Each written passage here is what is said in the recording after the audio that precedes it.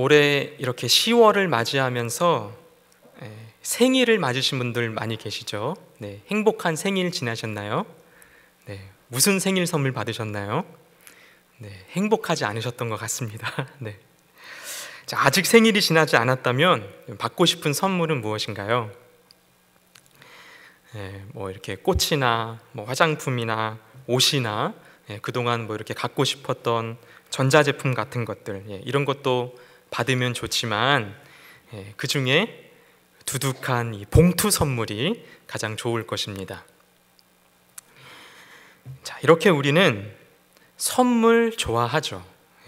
선물을 싫어하는 사람은 아마 없을 것입니다. 선물은 하는 사람도 기분 좋게 하고요, 받는 사람도 기분을 좋게 합니다. 자, 오늘 성경에 보니까 하나님도 우리에게 선물을 주신다고 말씀하고 있습니다. 여러분, 하나님은 어떤 분이신가요? 하나님은 좋으신 분, 선하신 분, 아름다우신 분이십니다. 자, 그 하나님께서 우리에게 선물을 주신다고 하는데 어떤 선물을 주실까요? 좋은 선물을 주시겠죠? 가장 선하고 아름다운 선물을 우리에게 주실 것입니다. 자, 그렇다면 이 선물이 구체적으로 무엇인지, 또 이 선물을 받는 당사자인 우리는 어떤 상태였었는지, 그리고 이 선물을 받은 이후에 우리가 어떻게 살아야 하는지 오늘 말씀을 통해서 함께 은혜 나눌 수 있기를 원합니다. 사실 우리는 하나님의 선물을 받을 만한 사람이 아니었습니다. 성경은 우리가 하나님의 선물을 받기 이전에 어떤 상태에 있었는지 우리에게 보여주고 있습니다. 이전에 우리는 어떤 상태였습니까? 죽은 상태였다고 성경이 말씀하고 있습니다. 이전에 우리는 죽은 존재였습니다. 선물 얘기를 하다가 갑자기 이렇게 죽는 얘기를 해서 죄송하지만 성경이 그렇게 선언하고 있다라는 거예요. 자, 오늘 말씀은 우리가 허물과 죄로 죽었던 존재였다고 성경이 그렇게 우리에게 선언하고 말씀하고 있습니다. 여러분, 그렇다면 허물은 뭐고 죄는 뭘까요? 왜 우리는 허물과 죄로 죽은 존재가 되어야만 했던 것입니까? 자, 이 문제를 풀기 위해서는 창세기로 거슬러 올라가야 합니다. 하나님께서 세상 모든 만물과 사람을 창조하셨습니다. 자, 그리고 사람에게 말씀하시되 창세기 2장 16절 17절 말씀에 동산 각종 나무의 열매는 내가 임의로 먹되 선악을 알게 하는 나무의 열매는 먹지 말라. 내가 먹는 날에는 반드시 죽으리라. 이렇게 말씀하셨습니다. 그런데 사람이 어떻게 반응을 합니까? 하나님은 먹지 말라고 말씀하셨는데 사람은 이 하나님의 말씀을 어기고 선악을 알게 하는 나무의 열매를 먹어버렸습니다. 그리고 어떻게 되었죠? 자, 그 나무의 열매를 따먹은 대가가 엄청난 결과를 가져왔습니다. 엄청난 부정적인 결과를 우리에게 가져왔죠. 단순히 과일 하나 먹은 것이 뭐 그리 잘못된 것인가, 이렇게 할 수 있지만 단순한 과일 하나의 문제가 아니었던 것이죠. 하나님의 법과 질서를 무너뜨려 버린 범법자가 되어버린 그런 사건이었습니다.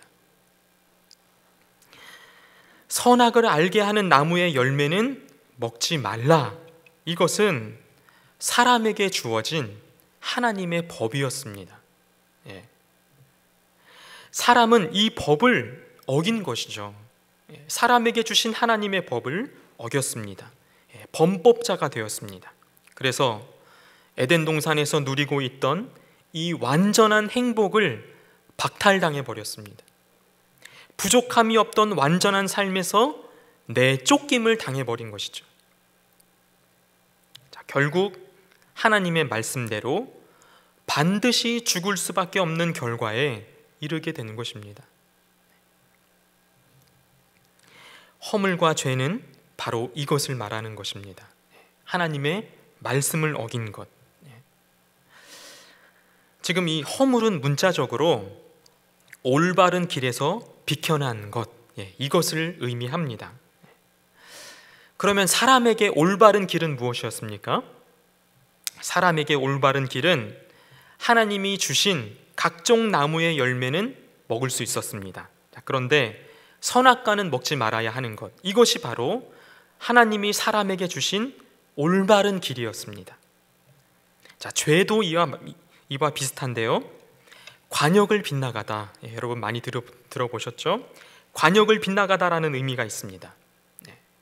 먹지 말라고 한 선악과를 먹은 것, 관역이 빗나간 것이죠. 사람에게 주신 하나님의 말씀, 그 법을 지키지 못하고 그대로 행하지 못하고 그 법에서 비껴나고 빗나감으로 인하여서 사람은 범법자, 범죄자, 반역자가 되어버린 것입니다. 이 허물과 죄로 인하여서 우리는 죽은 상태가 되었습니다. 첫 번째, 우리는 영적으로 죽은 존재가 되었습니다. 영적으로 죽은 존재가 되었어요. 범죄한 이후 사람은 하나님과의 관계에서 단절되었습니다. 끊어졌습니다. 분리되었어요. 생명의 근원이신 하나님께로부터 더 이상 이제 생명을 공급받을 수 없게 되어버린 것입니다. 생명이 없다는 것은 하나님과의 관계가 끊어진 것이고요, 분리된 것이고, 더 이상 하나님을 알 수도 없고 하나님과 교제를 나눌 수도 없고 하나님을 즐거워할 수도 없는 그런 상태가 되어버린 것입니다. 영적으로 죽은 사람은 하나님에 대해서 무관심하며 하나님의 사랑에 대하여서 반응조차도 할 수 없는 그런 존재가 되었습니다. 영적으로 죽은 존재가 되었죠. 자, 두 번째는 허물과 죄로 인하여서 세상 풍조를 따르고 공중 권세 잡은 자를 따르게 되었습니다.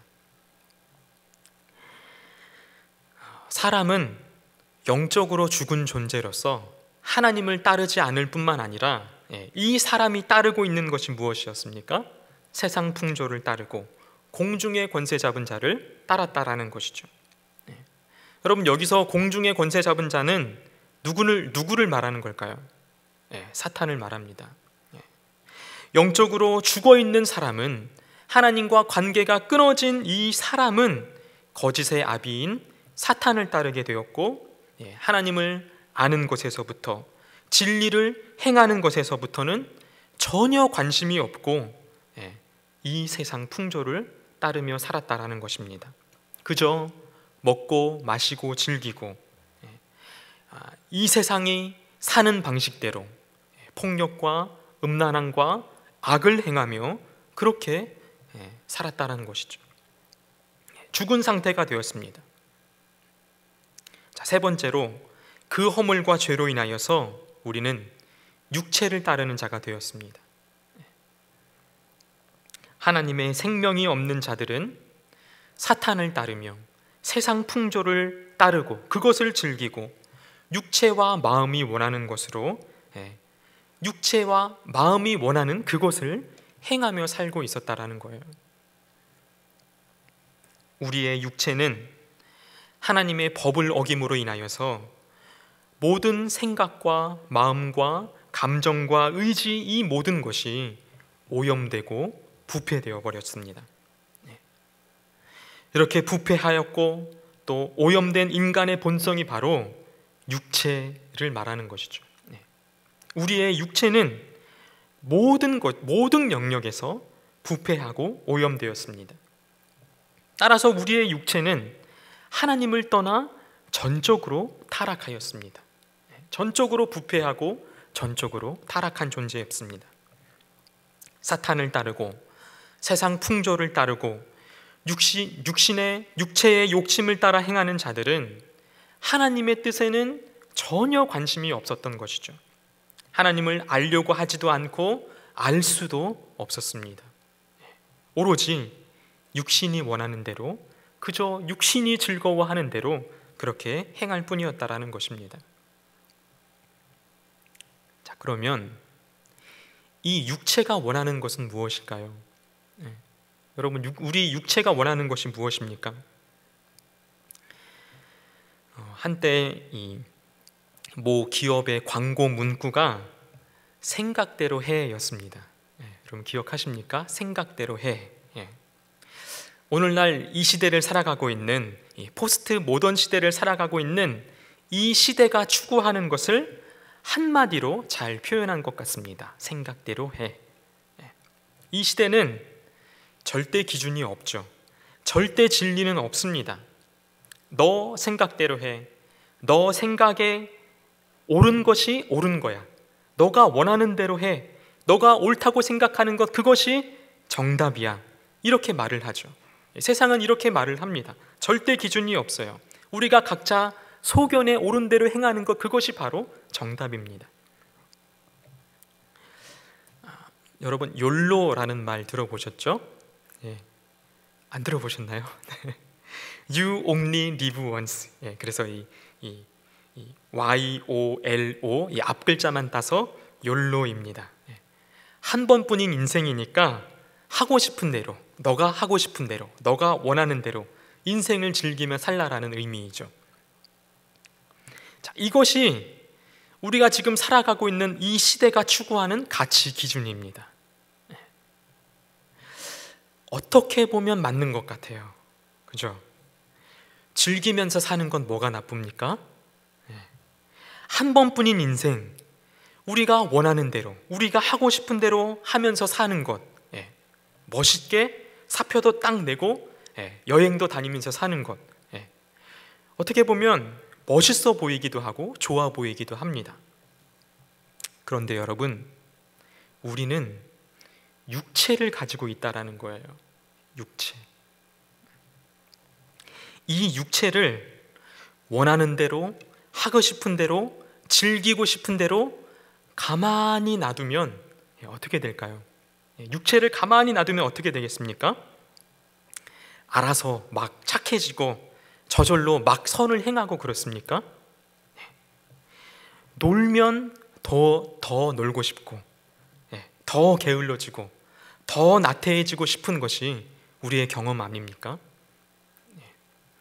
전혀 아니신 표정인데요. 저는 그렇습니다. 놀면 더 놀고 싶고, 더 나태해지고, 더 그렇다라는 것이죠. 이 육체가 원하는 것이 뭔가요? 육체는 쾌락을 추구합니다. 육체는 더 강한 자극, 더 강한 짜릿함을 원하죠. 입에 더 맛있는 것, 눈에 보기에 더 즐거운 것, 보고 듣고 만지는 것에 더 짜릿하고 더 자극을 주는 것, 이것을 추구하는 것이 바로 우리 육체입니다. 우리 육체를 가만히 놔두면, 하고 싶은 대로 가만히 놔두면 알아서 하나님을 찾아가고 저절로 막 기도하고 스스로 말씀을 사모하고 그렇지 않다라는 거예요. 저절로 하나님을 향해 나아가지 않고 전혀 하나님이 없는 방향으로, 전혀 하나님과는 상관없는 죄악의 방향으로 나아간다라는 것입니다. 왜 그렇습니까? 우리 육체를 가만히 놔두면 왜 그렇게 됩니까? 절대적으로 타락했기 때문에 그렇습니다. 전적으로 부패하고 오염되고 타락하였기 때문에 그렇습니다. 허물과 죄로 죽었습니다. 사실 우리는 걸어다니는 시체였습니다. 여러분, 좀비 아십니까? 좀비? 지금처럼 이렇게 이 전염병이 도는 것처럼 좀비 바이러스가 있어서 이 좀비 바이러스에 걸린 사람은 사람을 물어뜯는 괴물로 변합니다. 그래서 이 괴물에게 물어뜯긴 사람은 그 사람도 역시 좀비가 되어서 또 다른 사람을 물어뜯고, 또 그 사람은 좀비가 되어서 또 다른 사람을 물어뜯고, 그래서 점점 더 좀비가 많아진다는 그런 내용입니다. 요즘 이렇게 이 젊은 사람들이 좋아하는 영화나 드라마에 굉장히 많은 소재로 사용되어지고 있어요. 죽은 자가 걸어 다닌다고 그래서 워킹 데드라고 하는 이런 표현을 쓰기도 합니다. 한국 영화 중에는 부산행이라는 이런 영화가 유명했고, 또 끊임없이 계속하여서 좀비를 소재로 하고 있는 이런 콘텐츠들이 계속 나오고 있습니다. 자, 좀비는 살아있는 것 같으나 죽었고, 그렇다고 완전히 죽었다고도 할 수 없는 그런 존재입니다. 여러분, 하나님을 만나기 전, 주님을 알기 전 우리는 허물과 죄로 인하여서 마치 좀비와도 같은 존재라는 거예요. 살아있는 것 같으나 죽은 자였습니다. 우리는 살아 움직이는 것 같으나, 겉으로 보기에는 살아있고 움직이고 생명이 있는 것처럼 보이지만 실상은 죽어있는, 그 안에 생명이 없는 죽은 존재였다라는 것입니다. 여러분, 우리는 죽을 병에 걸렸거나 죽어가고 있는 그런 것이 아니라 죽었던 사람이었어요. 이미 죽었던 존재였습니다.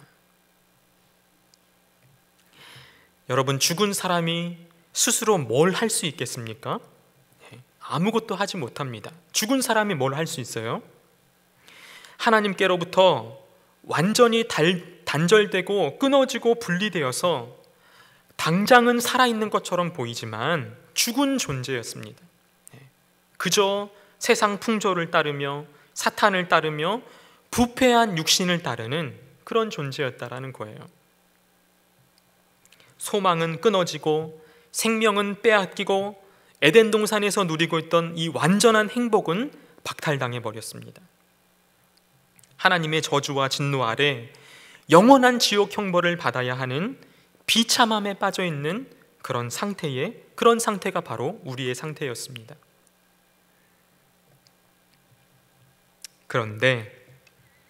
그러나 이런 우리에게 엄청난 대반전이 일어납니다. 오늘 말씀 이 4절에 보시면 이 한글 성경에는 그러나가 빠져 있는데요, 원어 성경에는 접속사 그러나가 있습니다. 4절 말씀 보시면 이 그러나를 넣어서 보시면요, 그러나 긍휼이 풍성하신 하나님이 우리를 사랑하신 그 큰 사랑을 인하여 허물로 죽은 우리를 그리스도와 함께 살리셨고. 엄청난 반전이죠. 이전에는 우리가 죽은 존재였습니다. 그러나 허물로 죽은 우리를 하나님께서 살려주신 것이죠. 허물과 죄로 사탄의 종이 되어서 이 세상을 따르며 육체가 원하는 대로 육체를 따르며 살았지만, 그러나 우리를 향하신 긍휼이 풍성하신 그 사랑으로 인하여 허물과 죄로 죽은 우리를 살리셨습니다. 죽어서 아무것도 할 수 없는 우리들에게 하나밖에 없는 아들 예수 그리스도를 보내어 주셨고, 우리의 허물과 죄를 대신 짊어지시고 우리가 죽어야 할 죽음을 대신 죽으시고 우리를 그리스도와 함께 일으키시고 함께 살리시고 함께 하늘에 앉게 하셨습니다. 로마서 5장 8절 말씀에 이렇게 우리에게 말씀합니다. 우리가 아직 죄인 되었을 때에 그리스도께서 우리를 위하여 죽으심으로 하나님께서 우리에 대한 자기의 사랑을 확증하셨느니라. 우리가 아직 죄인 되었을 때에 하나님은 우리를 위한 사랑으로 자기 아들을 아끼지 않으시고 우리를 위해 대신 죽게 하심으로써 저주와 진노 가운데 있는 우리를 살리셨습니다. 이것이 바로 우리에게 주시는 하나님의 선물이죠. 우리는 하나님의 아들을 믿는 믿음으로 말미암아 구원을 얻었습니다. 그런데 이 믿음 역시도 바로 하나님의 선물인 것입니다. 여러분, 죽은 자가 어떻게 믿을 수 있겠습니까? 우리가 먼저 믿어서 우리의 믿음이 원인이 돼서 구원을 선물 받은 것이 아닙니다. 믿음 역시도 하나님이 우리에게 주시는 선물이라는 것입니다. 하나님과 관계가 끊어지고 죽었던 우리에게 예수 그리스도를 보내주시고 우리로 하여금 예수님의 죽으심과 그 부활하심에 동참하게 하시고 그리스도와 함께 일으키시고 함께 하늘에 앉아 영원한 영광을 누리게 하신 것입니다. 이 모든 경이로운 것이 바로 하나님의 선물이며 은혜로 값없이 거저 우리에게 주시는 하나님의 은혜입니다. 여러분, 은혜가 무슨 뜻입니까?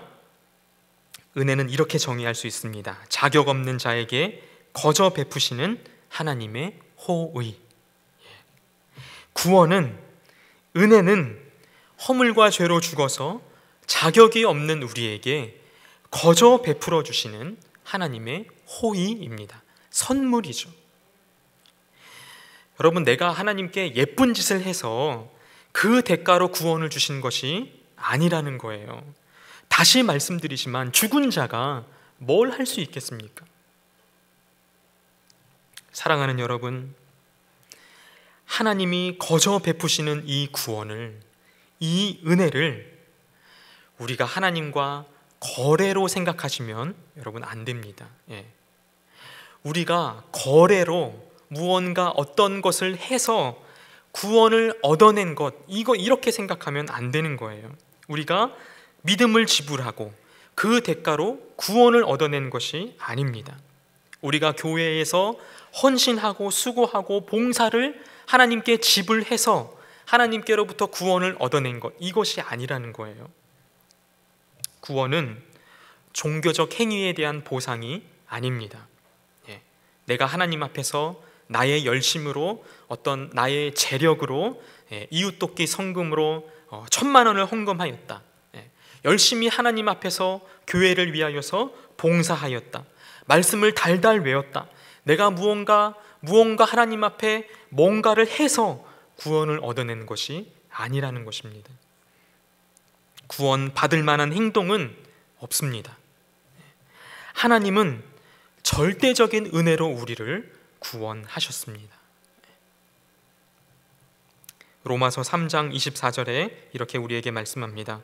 그리스도 예수 안에 있는 구속으로 말미암아 하나님의 은혜로 값없이 의롭다 하심을 얻은 자 되었느니라. 구원은 값없이 전적인 하나님의 선물입니다. 여러분, 선물은 대가를 바라지 않죠.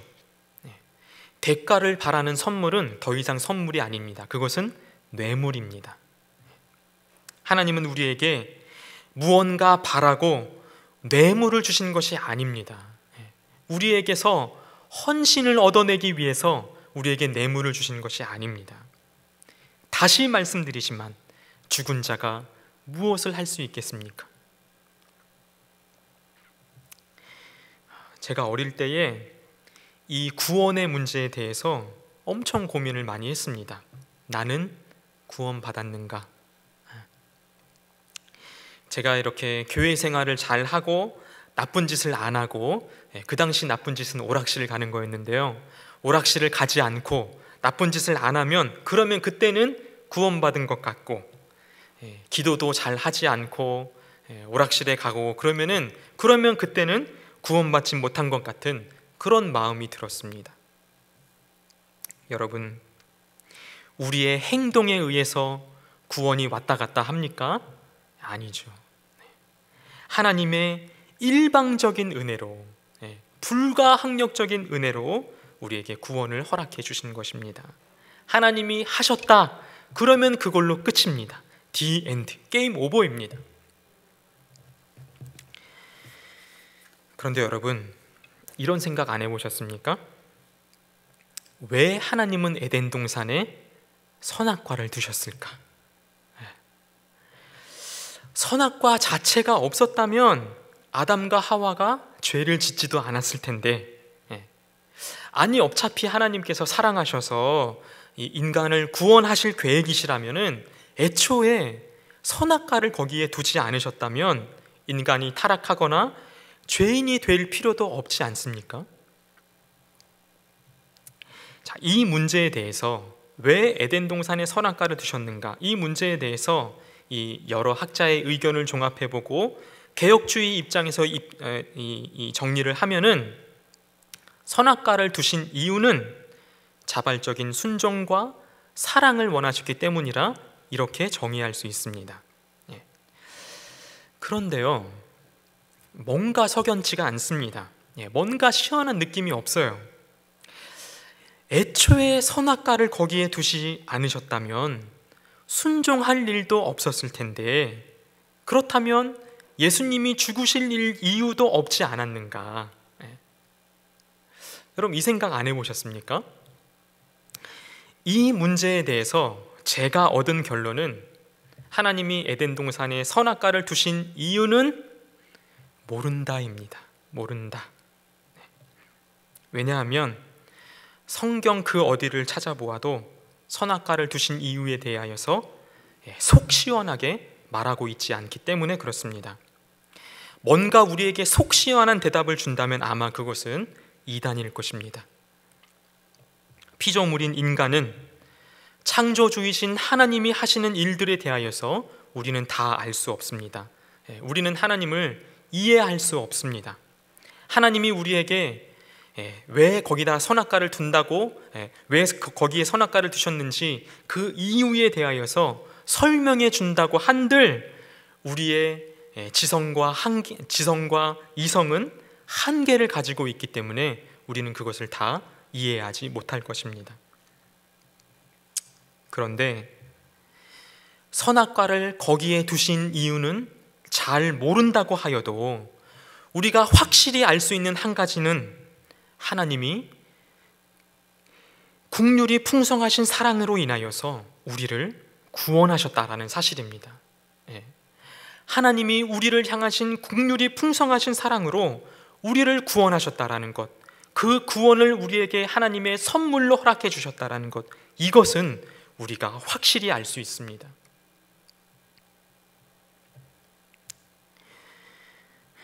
여러분, 이 사실을 아는 자들, 다시 말해 하나님의 선물을 받은 자들, 그런 우리는 이제 어떻게 살아야 합니까? 오늘 본문 2장 10절 말씀에 우리는 그가 만드신 바라 그리스도 예수 안에서 선한 일을 위하여 지으심을 받은 자니 말씀하고 있습니다. 우리를 선한 일을 위하여서 지으심을 받았다라는 거예요. 하나님의 선물을 받은 우리의 삶의 목적은 바로 선한 일이라는 것입니다. 여러분, 그러면 선한 일은 도대체 무엇입니까? 단순히 착한 행위를 말하는 것이 아닙니다. 이 세상에서 그것은 선이다, 저렇게 하면은 그게 선이다, 이렇게 말할 수 있는 것은 하나도 없습니다. 로마서 3장 10절 이하의 말씀에 기록된 바 의인은 없나니 하나도 없으며 깨닫는 자도 없고 하나님을 찾는 자도 없고 다 치우쳐 함께 무익하게 되고 선을 행하는 자는 없나니 하나도 없도다 선언하고 있습니다. 성경은 이 세상에 선한 것은 하나도 없다고 말씀하고 있어요. 그런데 성경에서 말하고 있는 이 선이라고 하는 것은, 이 선은 이 한 가지가 있는데요, 그것은 하나님과 관련된 것을 말합니다. 하나님과 관련된 것에 대하여서 그것을 선이라고 말합니다. 선은 다시 말해 하나님의 속성과 관련된 것이죠. 자, 그러므로 우리가 이 성경에서 선이라고 할 때 그것은 하나님의 의, 하나님의 거룩, 하나님의 영광, 이러한 것과 관련이 있다라는 거예요. 자, 그렇다면 선한 일이라고 하는 것은 하나님의 의를 위한 일, 하나님의 거룩을 위한 일, 하나님의 영광을 위한 일이라는 것이죠. 자, 이 선한 일을 원어로 보면요, 복수로 되어 있습니다. 단수 복수할 때 그 복수입니다. 선한 일인 선한 일은 한 가지가 아니라 여러 가지라는 거예요. 자, 다시 말해 선한 일은 하나님의 의와 거룩과 영광을 위한 여러 가지 일을 말하는 것입니다. 하나님의 영광을 위해 공부하는 것, 이 선한 일이죠. 하나님의 의를 위하여 우리가 바른 행동을 하는 것, 하나님의 거룩을 위해 우리가 의를 행하는 것, 다른 사람을 도와주는 것, 다른 사람을 사랑하는 것, 원수까지라도 사랑하는 것, 이 모든 것들이 바로 선한 일이라는 것입니다. 사랑하는 여러분, 하나님의 선물을 받은 사람의 삶의 목적은 죽은 나를 살리신 그 하나님을 영화롭게 하는 것입니다. 이것이 바로 하나님의 선물을 받은 사람이 사는 삶의 방식인 것입니다. 여러분, 우리는 육체의 욕심을 따라 살지 않습니다. 우리는 공중권세 잡은 자를 따르지도 않습니다. 우리는 우리를 살리신 하나님의 선한 일을 위하여 지으심을 받았으며 그 선한 일을 위하여 부르심을 받았다라는 것입니다. 그런데 여러분, 우리 그렇게 살고 있습니까? 하나님은 허물과 죄로 죽었던 우리를, 자격 없는 우리를 살리시고 구원하시고 그 무엇과도 바꿀 수 없는 최고의 값진 선물을 우리에게 허락해 주셨는데, 그런데 이 값지고 놀라운 구원의 은혜를 우리가 하찮게 여길 때가 얼마나 많이 있지 않습니까? 우리는 때로는 많은 경우에 이 구원에 대하여서 우리가 직접 값을 지불하고 얻은 구원이 아니어서 그런지 너무 가볍고 너무 하찮게 여길 때가 많이 있다라는 것입니다. 하나님은 우리를 구원하시기 위하여서 예수 그리스도의 피값이라고 하는 엄청난 희생과 대가를 치르셨는데, 그런 구원을 받은 우리는 값없이 구원을 받았다고 그저 그 은혜를 너무 가볍게 너무 하찮게 여겨버릴 때가 많이 있다라는 거예요. 그저 값싼 은혜로, 값싼 구원으로 생각해버릴 때가 많이 있다라는 것입니다. 때로는 우리가 이 구원의 은혜가 하찮다고 휙 집어던지고 다른 것 달라고, 이거 말고 다른 것 달라고, 왜 안 주냐고 땡깡 부릴 때가 많이 있지 않습니까? 주 안에 사랑하는 여러분, 허물과 죄로 죽었던 우리가 구원받았으면 그것으로 된 것 아닙니까? 그것으로 충분한 것 아닙니까? 그것으로 넘치는 것이 아닙니까? 그 이상 더 좋은 것이 무엇입니까? 이것보다 더 좋은 선물이 무엇입니까? 우리가 어떤 상태에 있었는지, 우리에게 베푸신 이 구원의 은혜가 얼마나 큰지, 그 은혜의 지극히 풍성한 것이 얼마나 값진 것인지 늘 기억하는 우리 모두의 삶이 되시기를 간절히 원합니다. 말씀을 정리하겠습니다. 우리는 이전에 공중권세 잡은 자를 따르며 이 세상 풍조를 따르며 육체의 욕심을 따라 육체가 원하는 대로 행하며 그렇게 허물과 죄로 죽었던 사람이었습니다. 그러나 국률이 풍성하신 하나님께서 그의 아들 예수 그리스도를 통하여서 우리를 살리시고 일으키시고 하늘의 영광을 얻게 하셨습니다. 죽었던 우리에게, 자격 없는 우리에게 구원의 은혜를 값없이 선물로 허락해 주셨습니다. 이 값진 선물을 받은 우리는 선한 일을 위해 사는 것입니다.